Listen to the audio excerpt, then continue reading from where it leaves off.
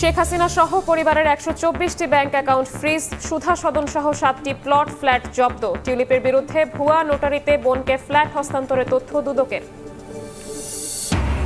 যারা ৭১ মানে না তাদের ভোট চাওয়ার অধিকার নেই, মন্তব্য বিএনপি নেতাদের। নির্বাচন দেরিতে ফ্যাসিবাদীরা সুযোগ নিলে দায়ী থাকবে অন্তর্বর্তী সরকার।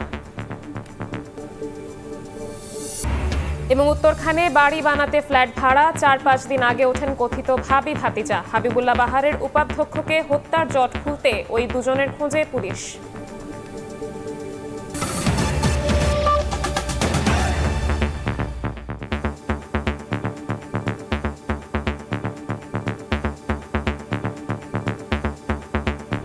সময় সংবাদের সঙ্গে আছি আমি শবনব নিবিড়। ধর্ষকদের বিচার ও নারীর প্রতি সহিংসতার প্রতিবাদে উত্তাল রাজধানীর শিক্ষাঙ্গন সহ রাজপথ। রাজু ভাস্কর্য থেকে প্রধান উপদেষ্টার বাসভবন অভিমুখে পদযাত্রায় বাধা দেয় পুলিশ। এ সময় আন্দোলনকারীদের সঙ্গে ধস্তাধস্তি হয়, লাঠিচার্জ করে ছত্রভঙ্গ করে দেয়া হয় তাদের। এর আগে অবস্থান কর্মসূচি থেকে সহিংসতা প্রতিরোধে ব্যর্থতার দায়ে আইন ও স্বরাষ্ট্র উপদেষ্টার পদত্যাগ দাবি করেন শিক্ষার্থীরা।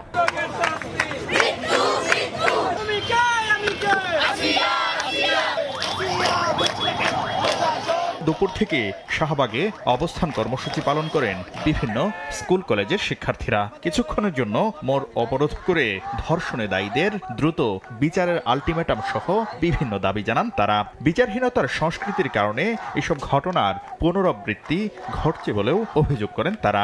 দর্শকের বিচারের নামে প্রশাসন চলে, নাটক চলে। সর্বোচ্চ শাস্তি মৃত্যুদণ্ড এবং এমন মৃত্যুদণ্ড যেটা জাতি মনে রাখবে। সারা দেশে নারীর প্রতি সহিংসতার প্রতিবাদ ও বিচারের দাবিতে রাজু ভাস্কর্যে প্রতিবাদ সমাবেশ করেন ঢাকা বিশ্ববিদ্যালয়ের শিক্ষক শিক্ষার্থীরা। আইন শৃঙ্খলা পরিস্থিতির অবনতি হওয়ায় স্বরাষ্ট্র ও আইন উপদেষ্টার পদত্যাগ দাবি করেন তারা। স্বরাষ্ট্র মন্ত্রণালয়ে আমরা শক্তিশালী এবং একজন যোগ্য লোককে দেখতে চাই। লিঙ্গভিত্তিক সহিংসতার মামলায় যথাযথ বিচার নিশ্চিত করতে ব্যর্থতার দায় স্বীকার করে আইন উপদেষ্টাকে পদত্যাগ করতে হবে। ঢাকা বিশ্ববিদ্যালয়ের অপরাজেয় বাংলার পাদদেশে মানববন্ধন ও প্রতিবাদ কর্মসূচি পালন করেন সাদা দলের শিক্ষকরা। এই সমস্ত ঘটনার বিরুদ্ধে তীব্র সামাজিক প্রতিরোধ আন্দোলন গড়ে তোলার জন্য সকল বিবেকবান মানুষের প্রতি আহ্বান জানাচ্ছি। মাননীয় আইজিপি, আপনাকে আমরা সময় দিচ্ছি, 7 দিনের মধ্যে সত্যভাবে অবস্থান নেন, নতুবা আমরা আমাদের এই আন্দোলন আমরা রাজপথে নিয়ে যাব। দ্রুত বিচার না হলে আবারও কঠোর কর্মসূচি দেওয়ার হুঁশিয়ারি দেন প্রতিবাদকারীরা। শাকির আহমেদ, সময় সংবাদ, ঢাকা। প্রায় প্রতিদিনই নতুন নতুন নাম। কেউ না কেউ ধর্ষণের শিকার হচ্ছেন দেশের নানা প্রান্তে। বাড়ছে আতঙ্ক। হঠাৎ কেন এমন পরিস্থিতি? বিশেষজ্ঞদের মধ্যে এ নিয়ে রয়েছে ভিন্ন মত। শৃঙ্খলা রক্ষায় ব্যর্থতার এই দায় কেউ দিচ্ছেন স্বরাষ্ট্র মন্ত্রণালয়কে, কেউ আবার আইন বিভাগকে। ধ্রুব ব্যানার্জি রিপোর্টে বিস্তারিত, ক্যামেরায় ছিলেন আল মামুন। এত আন্দোলন, এত সংগ্রাম, তবুও প্রাপ্তির খাতাটা যেন পড়ে থাকে শূন্য। 2021 থেকে 2025 নরপিশাচের থাবায় ছিন্ন ভিন্ন হয়েছে 3271 নারী দেহ। আর প্রমাণ মেটাতে বেড়েছে ধর্ষণের পর নির্মম হত্যার প্রবণতাও। নতুন বাংলাদেশে নির্ভাবনায় স্বপ্ন বোনার কথা থাকলেও স্বপ্ন কি পূরণ হলো? আমাদের মেয়েদের কোনো সেফটি কাজ করে না, আমরা সবসময় আতঙ্কের মধ্যেই থাকি। রাস্তাঘাটে হাঁটা চলাচল কুরুচিপূর্ণভাবে তাকায় থাকে। নারীরা শুধুমাত্র শারীরিক নির্যাতনের শিকার হচ্ছেন এমনটা নয়, সামাজিক মাধ্যমে বিভিন্ন কুরুচিকর এবং নেতিবাচক মন্তব্যের মাধ্যমে হচ্ছে ডিজিটাল নির্যাতন, যেগুলো গণমাধ্যমে প্রচারযোগ্যই নয়। একটি গবেষণা বলছেন, ডিজিটাল নির্যাতনের শিকার হয়ে 85% নারী কোনো ধরনের অভিযোগ করেন না, আর যে 15% নারী অভিযোগ করেন তারাও পান না সঠিক বিচার। ঘরে বাইরে সর্বত্র যন্ত্রণায় কাবু, নারী মনে প্রশ্ন জাগে, তবে কি নিরাপত্তা দিতে ব্যর্থ রাষ্ট্র? স্বরাষ্ট্র মন্ত্রণালয়ের সোজা কথা এখানে চরম ব্যর্থতা আছে। তারা শুরু থেকেই তাদের ব্যর্থতার পরিচয় দিয়ে যাচ্ছে। 99 জন ধর্ষক, তাদের আপনি শাস্তি দিতে পারেন না, due to the judicial system. ধর্ষণের মামলায় 90 দিনের মধ্যে বিচার করতে হবে। ধর্ষণের ঘটনায় 15 দিনে তদন্ত আর 90 দিনে বিচার। আইন উপদেষ্টার এমন ঘোষণাতেও আছে শঙ্কার কালো মেঘ। প্র্যাকটিস লেভেলে যারা কাজ করে, অ্যাডভোকেট এবং বিচারক, তাদের সাথে কথা বলাটা দরকার, যেটা আসলে সম্ভব কিনা। তো ইনভেস্টিগেশন 15 দিনে আসলে কোনোভাবেই সম্পন্ন করতে পারবে না এই ধরনের ঘটনাগুলো। ফলে যেটা হবে, সাকসেস দেখানোর জন্য নিরপরাধ ব্যক্তিদেরকে ধরে ধরে চালান করার ব্যাপার ঘটবে। নারী মনও স্বপ্ন দেখে, ছুটে বেড়াতে চায় পথে প্রান্তরে, নীল আকাশে তাকিয়ে ভাবে আমি মানুষ হিসেবে, আমি নারী হিসেবে আমার জায়গা থেকে আমি বাঁচতে চাই। সেটার বাঁচাটা শুধুমাত্র বাঁচা না, সেটা সুস্থভাবে বাঁচা। ধ্রুব ব্যানার্জি, সময় সংবাদ, ঢাকা। অন্য প্রসঙ্গ, শেখ পরিবারের সদস্যদের নামে থাকা 7টি প্লট ফ্ল্যাট জব্দ করেছে দুদক। একই সঙ্গে হাসিনা সহ পরিবারের 124টি অ্যাকাউন্টে থাকা 635 কোটি টাকা জব্দ করেছে সংস্থাটি। দুদকের আবেদনের পরিপ্রেক্ষিতে ঢাকা মহানগর স্পেশাল জজ আদালত এ আদেশ দেন বলে জানান দুদক মহাপরিচালক। রাজধানীর গুলশান 2-এর 71 নম্বর রোডের এই বাসার একটি ফ্ল্যাটের মালিকানা ব্রিটিশ এমপি টিউলিপ সিদ্দিকের। দুদক বলছে 2015 সাল পর্যন্ত আয়কর নথিতে উল্লেখ করলেও পরবর্তীতে ছলচাতুরির মাধ্যমে ভুয়া নোটারি রেজিস্ট্রেশন মূলে ছোট বোন আজমিনা সিদ্দিককে ফ্ল্যাটটি হস্তান্তর করেন। নাম থাকতে পারে, আমি তো সবার নামও জানি না, কারণ এই বিল্ডিং 96 সালে হয়েছে আর কি, হ্যান্ডওভার হয়েছে।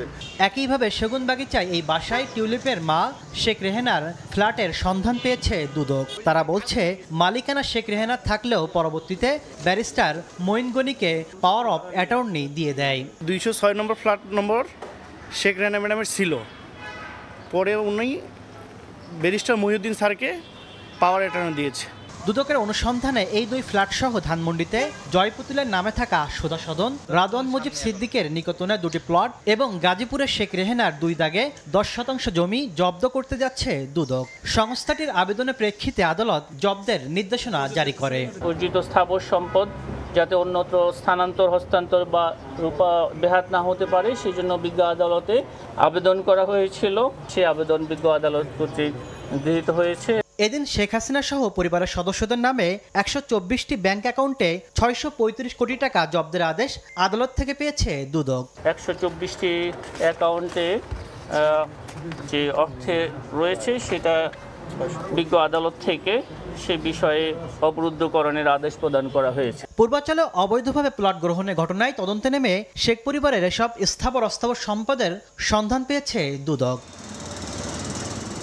তাসলিম তৌহিদ, সময় সংবাদ, ঢাকা। জুলাই আন্দোলনের সময় সাভারে পুলিশের এপিসি থেকে ফেলে গুলি করে আসহাবুলকে হত্যার অভিযোগে আন্তর্জাতিক অপরাধ ট্রাইব্যুনালে মামলা হয়েছে।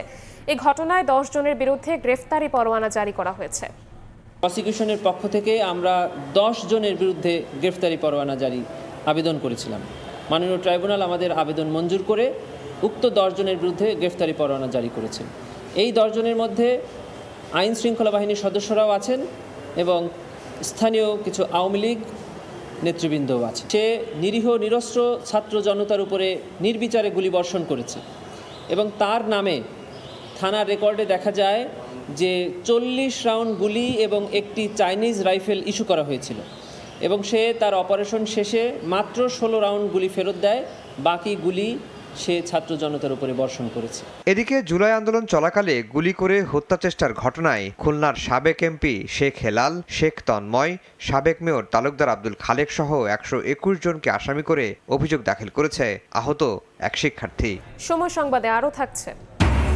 এবার ফিতরা দিতে হবে জনপ্রতি সর্বনিম্ন 110 টাকা ও সর্বোচ্চ 2805 টাকা। ইসলামিক ফাউন্ডেশনে কমিটির সভায় নির্ধারণ।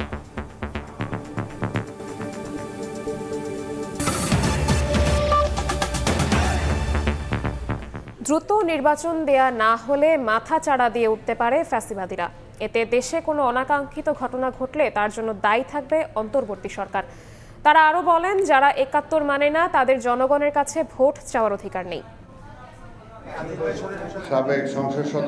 রাজনীতিবিদ মশিউর রহমান জাদু মিয়ার 46তম মৃত্যুবার্ষিকী উপলক্ষে মঙ্গলবার আলোচনা সভার আয়োজন করে ভাসানী স্মৃতি সংসদ। ব্যক্তিগুলোর কথা আলোচনা সভায় উপস্থিত হয়ে বিএনপি চেয়ারপারসনের উপদেষ্টা আব্দুস সালাম দেশের বিরুদ্ধে সব ষড়যন্ত্র নস্যাৎ করতে অবিলম্বে নির্বাচনের রোডম্যাপ ঘোষণার দাবি জানান। আর বিএনপির ভাইস চেয়ারম্যান শামসুজ্জামান দুদু বলেন, ফ্যাসিবাদ এবং বিদেশি শক্তিকে রুখে দিতে মশিউর রহমান জাদু মিয়ার রাজনীতিকে ধারণ করতে হবে। আজকে মশিউর রহমান জাদু ভাইও নাই, শহীদ জিয়া রহমান নাই, কিন্তু তাদের প্রদত্ত যে রাজনীতি, সেই রাজনীতিকে আমাদের ধারণ করতে হবে। এই ধারণ করতে পারলে ফ্যাসিবাদকে আমরা রুখতে পারবো। আমরা বিদেশি শক্তিকে আগ্রাসন থেকে বাংলাদেশকে রক্ষা করতে পারব। অনতি বিলম্বে নির্বাচনী রোডম্যাপ ঘোষণা করবে এই সরকার। নির্বাচনের মধ্য দিয়ে সকল ষড়যন্ত্র নস্যাৎ হয়ে যাবে এবং গণতন্ত্র আবার আমরা ফিরে পাবো। এ সময় বিএনপির ভাইস চেয়ারম্যান বরকতুল্লাহ বুলু বলেন, দ্রুত নির্বাচন না দিলে ফ্যাসিবাদ মাথাচাড়া দিয়ে উঠতে পারে, আর তাতে অনাকাঙ্ক্ষিত কোনো ঘটনা ঘটলে অন্তর্বর্তী সরকার দায়ী থাকবে। ৭১ যারা মানে না, আমি মনে করি তারা এই দেশের মানুষের কাছে ভোট চাওয়ার কোনো অধিকার নেই এবং তাদের ভোটে দাঁড়ানোরও কোনো যোগ্যতা নাই। যত দ্রুত বাংলাদেশে নির্বাচনের রোডম্যাপ দেবেন তত দ্রুতই আপনার বাংলাদেশে একটি গণতন্ত্র এবং বাংলাদেশে একটি স্বস্তি ফিরে আসবে। নয় পতিত সরকার ফ্যাসিস্ট যারা, তাদের দোষর হিসাবে আপনারা আগামী দিনে মানুষের কাছে চিহ্নিত হবেন, কারণ আপনারা তাদেরকে সুযোগ সুবিধা দিচ্ছেন। তাদের পুনঃপ্রতিষ্ঠিত হওয়া দেশে অবনতিশীল ঘটনার জন্য আপনারাই দায়ী থাকবেন। এদিকে দেশব্যাপী নারীর প্রতি সহিংসতার প্রতিবাদে খিলগাঁওয়ে মহিলা দলের মানববন্ধনে বক্তব্য রাখেন আফরোজা আব্বাস। নিপীড়কদের দৃষ্টান্তমূলক শাস্তির দাবি জানান তিনি। অন্তত একটা ফাঁসি কার্যকর করুন খুব অনতিবিলম্বে, তারপরেও আপনারা দেখবেন যে কিভাবে ফাঁসি দর্শনগুলো কমে যাচ্ছে। মানববন্ধনে মহিলা দলের বিভিন্ন স্তরের নেতাকর্মীরা অংশ নেন। হাসান ওয়ালি, সময় সংবাদ, ঢাকা। রাজধানীর হাবিবুল্লাহ বাহার কলেজের ভারপ্রাপ্ত উপাধ্যক্ষ সাইফুর রহমান ভূঁইয়া হত্যায় তার কথিত ভাবি ও ভাতিজাকে খুঁজছে পুলিশ। এই দুই সন্দেহভাজনকে খুঁজে বের করলেই হত্যার রহস্য উন্মোচন হবে বলে ধারণা পুলিশের। রাজধানীর উত্তরখানের পুরানপাড়ার ৬ তলা এই ভবনের ৪ তলা থেকে সোমবার ভোরে হাবিবুল্লাহ বাহার কলেজের ভারপ্রাপ্ত উপাধ্যক্ষ সাইফুর রহমান ভূঁইয়াকে রক্তাক্ত অবস্থায় উদ্ধার করেন প্রতিবেশীরা। পরে হাসপাতালে নেয়ার পর রাতে মারা যান। প্রতিবেশীরা জানান, সোমবার সেহরির পর সাইফুর রহমানের চিৎকার শুনতে পান তারা। পরে বাসায় ঢুকলে সাইফুর রহমান জানান তাকে কুপিয়ে পালিয়েছে তার কথিত ভাইয়ের স্ত্রী ও ভাতিজা। বলো যে আমি আমার বেডরুমের বারান্দায় আটকা পড়ছি, আমার বাসায় যারা ছিল আমাকে কুপে রেখে চলে গেছে, আমাকে বাঁচান। এতটুকুই বলতে পারছে। বলার পরে তার আর কোনো শব্দ পাওয়া যায় নাই। সোমবার রাতেই রাজধানীর উত্তরখান থানায় হত্যা মামলা করেছেন নিহত শিক্ষকের ভাই। পুলিশ বলছে উপাধ্যক্ষের কথিত আত্মীয়রাই হত্যার প্রধান সন্দেহভাজন। ভাই বউ ভাতিজা সেই হিসাবে পরিচয় দিচ্ছিল এবং ওরাই নাকি মারতে আর কি। উনি যখন আহত অবস্থায় পড়েছিল তখন নাকি উনি বলছে। তো দেখি আমরা ওই সূত্র ধরেই আগাচ্ছি। সোহরাওয়ার্দী মেডিকেলের চিকিৎসকরা জানান, সাইফুরের শরীরে ধারালো অস্ত্রের 8টি আঘাতের চিহ্ন পাওয়া গেছে। অতিরিক্ত রক্তক্ষরণেই তার মৃত্যু হয়েছে। পরে মরদেহ পরিবারের কাছে হস্তান্তর করা হয়। হত্যার যে লক্ষণ তাতে মনে হচ্ছে পরিকল্পিত। আমরা নিরপেক্ষ তদন্ত চাই, তদন্ত হয়ে যে ক্রিমিনাল সন্ত্রাসীদেরকে যাতে দ্রুত গ্রেপ্তার করে। প্রকৃত যারা অপরাধী আমি তাদের খুঁজে বের করার দাবি জানাই এবং তাদের দৃষ্টান্তমূলক শাস্তি চাই। এদিকে উপাধ্যক্ষের খুনিদের বিচারের দাবিতে রাজধানীর সার্কিট হাউস রোডে হাবিবুল্লাহ বাহার কলেজের সামনে বিক্ষোভ মিছিল ও অবস্থান কর্মসূচি পালন করেছে শিক্ষক শিক্ষার্থীরা। মঞ্চ করে ফাঁসি হবে এটা আমরা দেখতে চাই, তাহলে আর কোনো শিক্ষকের এইভাবে মরতে হবে না। পরিবারের সঙ্গে রাজধানীর শান্তিনগরে থাকতেন সাইফুর। উত্তরখানে স্ত্রীর জমিতে ভবন নির্মাণের কথা বলে 4 মাস ধরে সেখানে একটি ফ্ল্যাটে ভাড়া থাকতেন। 4-5 দিন আগে ওই ফ্ল্যাটে ওঠেন কথিত ভাইয়ের স্ত্রী ও ছেলে। মাসদুর রহমান, সময় সংবাদ, ঢাকা। সময় সংবাদে আরো থাকছে, সুরক্ষা আইন সহ 5 দফা দাবিতে ফের আন্দোলনে ইন্টার্ন চিকিৎসকরা। সরকারি মেডিকেল কলেজ হাসপাতালে সেবা ব্যাহত, রোগী স্বজনদের চরম ভোগান্তি।